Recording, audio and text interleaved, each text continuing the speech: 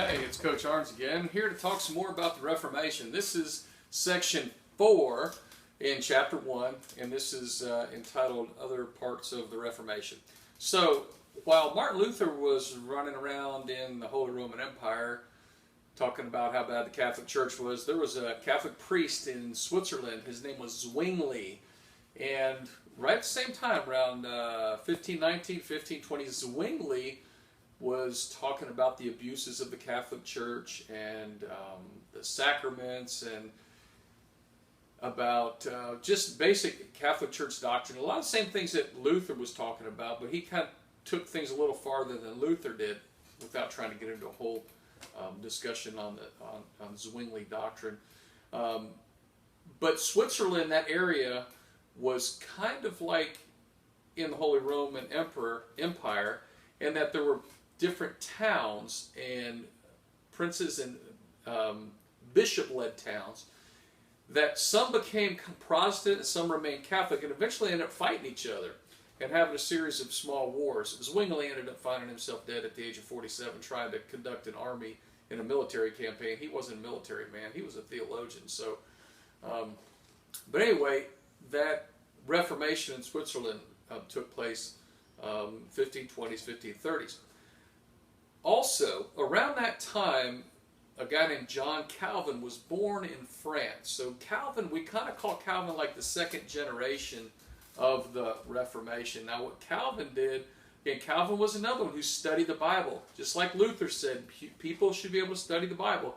Calvin did study the Bible. Calvin traveled in many different places in Europe and had a tremendous amount of influence into something that became known as Calvinism. And when we say Calvinism, we generally think of the primary change in doctrine that Calvin brought forth, and that was what we call predestination. And what Calvin said is, Calvin said God is so smart that God already knows what's going to happen in the future.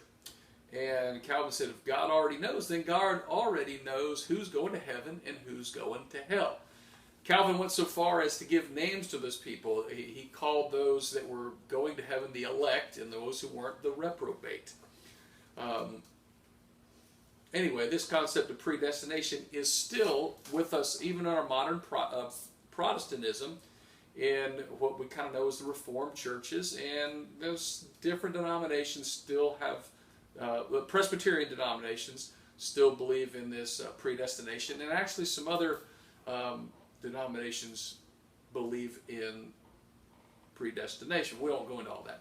But regardless, a guy named John Calvin came along, second generation reformer, and spread Calvinism all over Europe. Where did he spread it? France, they became known as Huguenots. In Switzerland was the Reformed Church. A guy named John Knox was from Scotland, and a lot of the Scottish nobility became Calvinists and followed the teachings of John Knox, and they became known as Presbyterians. They formed the Presbyterian Church. So Calvinism spread a lot quicker than Lutheranism did, and was very attractive to a lot of people.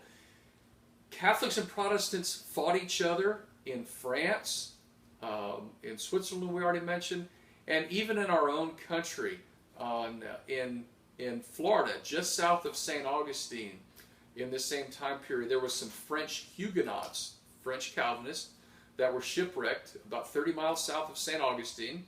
And St. Augustine was run by the Spanish, and they were vehemently Catholic, and they were enemies of each other. And there was a massacre there. The Spanish Catholics massacred the French Huguenots. So this religious fighting was not only in Europe, but also was on the shores of our country, at the very infancy in our country. That's how much people thought about this Protestantism, Catholicism split. And there was another group of reformers that we call Anabaptists. The Anabaptists were a very unique group, and actually a lot of the denominations were scared of the Anabaptists because they didn't believe in religion and politics intertwining. They were for the separation of church and state. And the Anabaptists, the word Anabaptist in Greek means second baptism. But what the Anabaptists really believed in was adult baptism. They believed that Christians should have a profession of faith when they became adults, not just baptized as children. Now, these Anabaptists, they didn't like the structure of government. They thought that people should be a little more free from government. That's why governments didn't like them. Princes were scared of them. Even the other Protestant faiths were not on the same side of the Anabaptists. Zwingli was not a fan of the Anabaptists, nor was Luther, because they were pacifists. They didn't believe in fighting, and they believed in separation of church and state.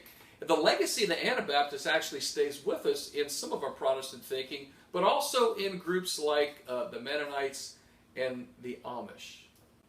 All right, so these are some of the other reformers: Zwingli, John Calvin, John Knox.